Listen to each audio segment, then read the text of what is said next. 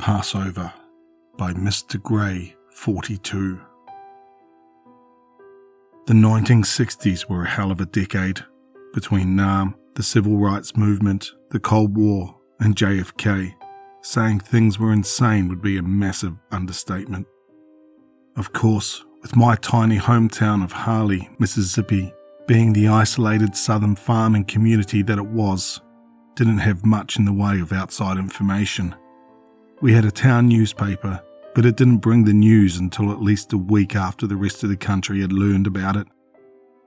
I still don't know if what happened was a result of the turbulence or the other way around. It had been just another scorching day in July of 1968. I remember that I was 12 then. I had been sent out of the house to go pick up a few things from the local grocery store. The clerk, a kindly old man by the name of Max, bade me goodbye with a warm smile, telling me to say hi to my mum for him. That's how it was most days. Today, though, something was different. As I walked down the sidewalk, groceries in hand, I noticed a group of townsfolk gathered in the town centre, muttering and whispering in confusion. Puzzled, I went over to the crowd and asked my friend, Matt, what was going on. "You mean you haven't heard?" he asked, looking at me like I was stupid. "Some preacher fellas came here this morning." I hadn't heard, and the announcement that someone new had come was enough to perk my ears up. We didn't get visitors often, much less from wandering holy men. Peering over the sweaty shoulders of several men, I caught a glimpse of the preacher, and immediately I sensed something wrong with him. At first glance, one might mistake him for just a standard religious man, wearing a long, dark priest's robe and a wide-brimmed hat, as well as a pair of spectacles. Two things struck me as truly strange, though. The first was his face. His eyes were beady, like a crow's, and he had a wrinkled, elderly face. He was smiling sadly and pitifully, the sort of smile one might expect a grandfather to give his child after telling them he had a terminal illness. The second was the book his veiny hands clutched. It wasn't like any Bible I'd ever seen. It was adorned with all manner of strange symbols. Even after years of research, I've never been able to determine the origin. The only discernible thing on it was the design of a locust on the cover.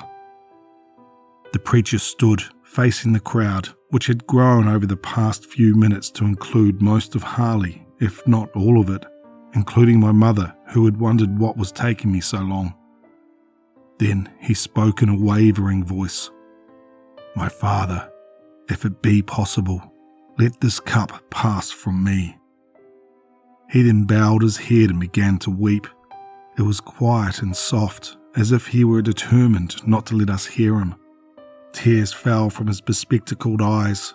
Then he said in resignation, "Yet not my will, but yours be done." I knew that verse, Jesus in Gethsemane. But why was this man here to preach that of all verses? And why was he crying? Was he just so overtaken by the emotion felt by Jesus in that verse that he just had to express it aloud? That was when it began. We watched, puzzled by the preacher's sudden appearance and his tears, when we noticed something. He wasn't crying anymore. Now he was chuckling. His shoulders shook as he laughed, his voice slowly rising before his head snapped up to reveal his face, still wet with tears, but now stretched into an impossible rictus of a grin as he cackled. His beady eyes were now large, green and bloodshot. Everyone gasped, backing away, with several younger kids crying. As quickly as the preacher's laughter started, it stopped. He just stood there, grinning like a fox in a henhouse, completely still, save for a twitch every so often. The town sheriff, 45-year-old Richard Lloyd, stepped forward uneasily, yet mustering all of the toughness of his 20-plus years in law enforcement. I suppose he still figured that this man was just that, a normal man, albeit with a severe mental condition. "Mister," he said with as much authority as possible, "I don't know who you are or what you're doing here, but I'm going to have to ask you to leave." The preacher ignored him, not even sparing him a glance. "Mister, didn't you hear me?" Richard said firmly. "You're terrorizing these good folks. If you won't leave on foot, I'll have to take you in cuffs." Even the threat of arrest wasn't enough to warrant the preacher's attention. Growing impatient, Richard decided to be the first to approach him, reaching for his cuffs and opening them. Then, as he was about to remove the book from the preacher's hands, it happened. With a speed and strength that shouldn't have been possible for a man his age, he grabbed Richard's arm and lifted the open cuff to his throat. In the same motion, he buried it into his flesh and drew it across his neck, slashing it open. Blood gushed from the wound, and poor Richard, shocked by the sudden display of power, had no time to even grasp at his wound until it was too late. It all happened within a fraction of a second. It didn't occur to us what happened until Richard's body lay twitching and bleeding.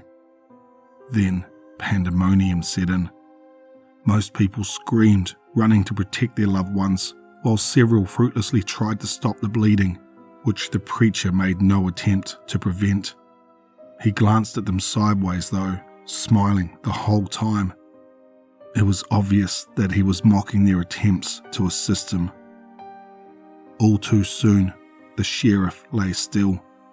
The deputy, John Callow, snapped out of his shock to remove his service pistol from his belt.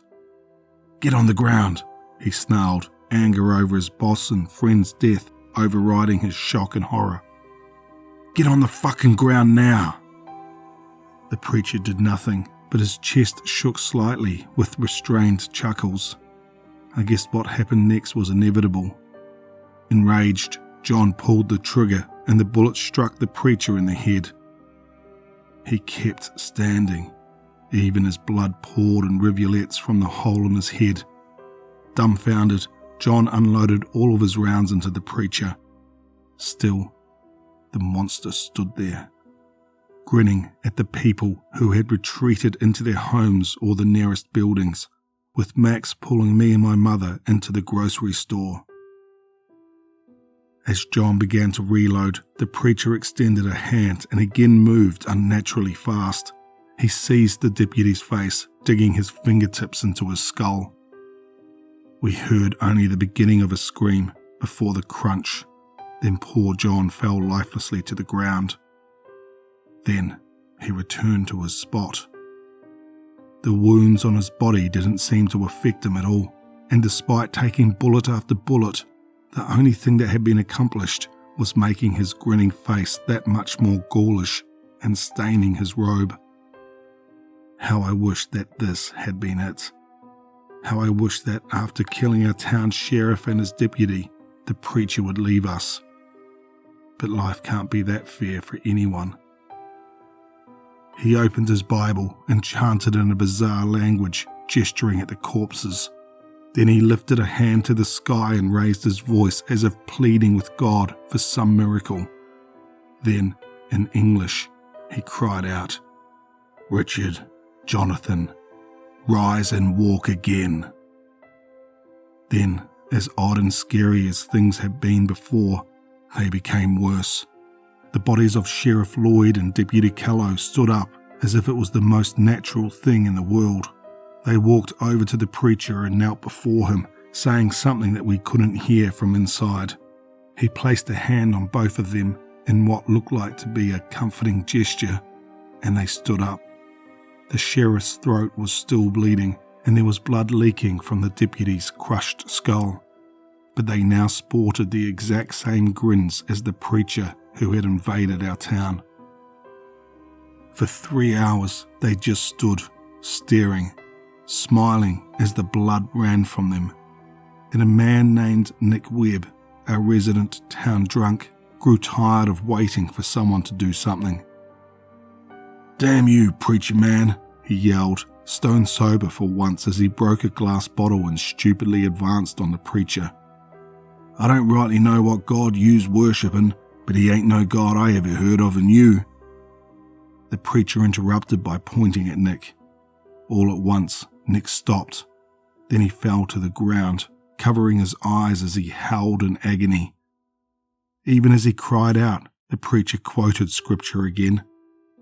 "Rabbi, who sinned, this man or his parents, that he was born blind? Neither this man nor his parents sinned, but this happened so that the works of God might be displayed in him." Once he was finished, he gestured at Nick to stand, which he did, then joined the deputy and sheriff at the preacher's side. His eyes were milky, and he now had a matching grin as the others. The next week was hell. I don't say that as hyperbole. If there is a hell, then we got a taste of it for the whole week that the preacher was there. Every day he would randomly point at someone's house, speak some verse from scripture along with the inhuman language that I assumed his books were written in, and one of the adult occupants would exit.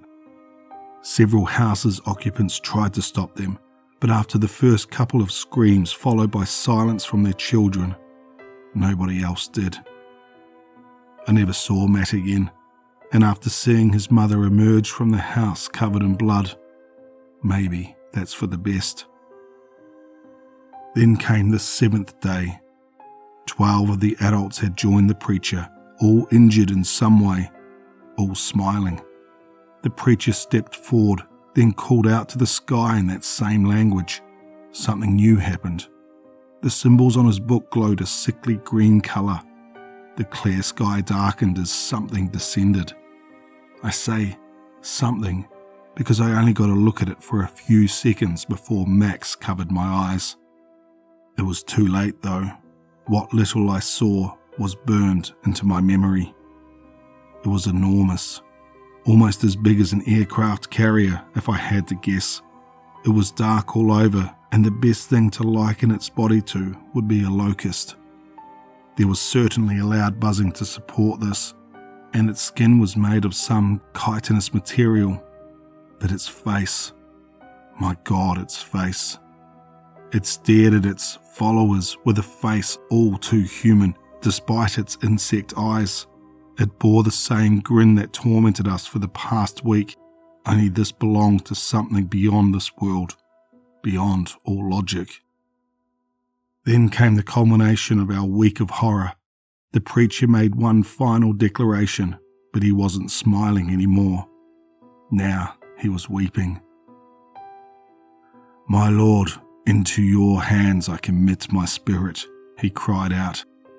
Then the damn thing spoke in the preacher's voice, but it was now a hissing, throaty, distorted mess with a sadistic, mocking tone to it. "Well done, good and faithful servant." Then it ate him, followed by the 12 who joined him. But it didn't just pick them up and swallow them, no. It chewed, just as a locust might do to crops. It ate everything, down to the last drop of blood they had shed. And then, just like that, it left without a trace save for the bodies of those who tried to stop its food and something else. The book the preacher held now lay in the centre of town. Nobody dared to touch it. Understandably, everyone alive skipped town by the end of that month. By then, Harley, Mississippi was a veritable ghost town. That was about 55 years ago. I never went back to Mississippi, let alone Harley. To this day, I don't know what exactly happened there, who the preacher was, or how he and that thing did what they did. There is something I do know, however. 2 weeks ago, I found a video on YouTube of some urban explorer who apparently liked to record his finding of old ghost towns nobody's ever heard of before. It wouldn't have caught my interest except for the title of the video, Harley, Mississippi. I watched as he wandered the empty streets of my hometown. Of course, finding human bones in some of the houses scared him, but unfortunately not enough to scare him into leaving. Before he could, he focused the camera on a small black object in the centre of town. I knew what it was, and I silently pleaded, "Don't, please don't." He reached a trembling hand out and picked it up. I averted my eyes. I never want to see that damn book again, let alone read it. He was nervous from what I could hear, but he made a note to report the bodies to the state police. He hasn't uploaded any videos since then, and his subscribers appear to have noticed. I write this as a warning. If a strange preacher with a book like that comes to your town, you need to hightail it out of there. If you can't do that, then I'm afraid all I can say is good luck. I just want to thank Mr. Grey42 for allowing me to narrate that story. If you liked what you heard here, head over to their Reddit page and show them some love. I'll leave a link for the original story in the description below. If you're new here, please consider subscribing, and as always, stay tuned for one more nightmare.